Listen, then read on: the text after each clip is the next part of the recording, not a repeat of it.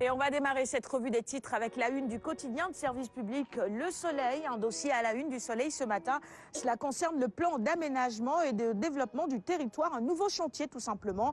Les contours d'une réorganisation face aux déséquilibres territoriaux et disparités zonales. Entretien donc avec Mamadou Digo qui est le directeur général de l'ANAT. Il dit que ce nouveau plan est le réceptacle spatial du PSE. On poursuit la revue des titres du jour avec le quotidien Les Échos. À la une du quotidien Les Échos ce matin, la décision de l'Union européenne de fermer ses frontières. Le Gabon refuse le visa aux 27 et le Sénégal applique tout simplement la réciprocité. Ni visa tourisme et séjour privé, ni visa pour motifs professionnels, ni visa pour voyage d'affaires. Nous poursuivons, nous restons toujours à la une du quotidien Les Échos sur cette fois-ci les parcours, les limites et les manquements des chambres africaines extraordinaires. Le juge Souleymane Teliko dit ses vérités et c'est dans les colonnes du quotidien Les Échos que vous les retrouverez. Il dit notamment que Hissène Habré a eu droit à un procès équitable. Nous passons à la une du quotidien, le quotidien sur la réouverture des frontières aériennes. Dakar crash sur Schengen, peut-on lire à la une du quotidien ce matin. Interdit d'entrer, le Sénégal applique tout simplement la réciprocité. Voilà un sujet que nous commenterons à la fin de la revue des titres. 24 heures info cette fois-ci. Pas de vacances gouvernementales cette année. L'annonce a été faite hier en Conseil des ministres. Corvée donc pour tous les ministres. Le chef de l'État demande donc à son équipe de faire fonctionner les services de l'État et d'aller vers un retour rapide à la vie économique et sociale normale. Il engage la nation dans un semestre intense de travail pour stabiliser et relancer l'activité économique, la croissance, mais également l'emploi. L'AS maintenant, avec à sa une l'affaire des licences de pêche. Le collectif des acteurs de dénude, comment je dois lire à l'une ?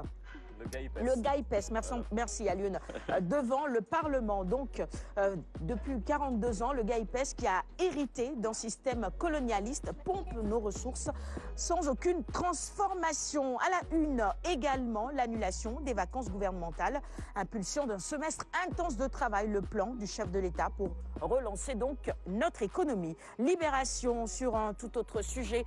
Cette fois-ci, nous parlons du coronavirus, évidemment, qui a pour conséquence toutes les autres mesures, la flambée des contaminations et des décès liés à la Covid-19 au Sénégal, avec ces chiffres 11 morts et 339 cas en 72 heures, 35 patients dans un état jugé grave, plus de 160 000 malades par jour dans le monde depuis une semaine.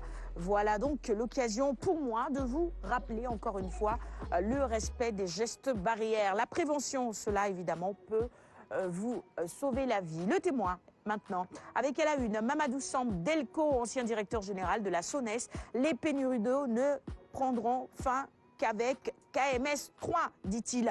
Le Sénégal est confronté à un déficit structurel dont pour la première fois nous connaissons le terme. Il serait judicieux, précise-t-il, de lancer, comme en 1995, une forte campagne d'économie d'eau.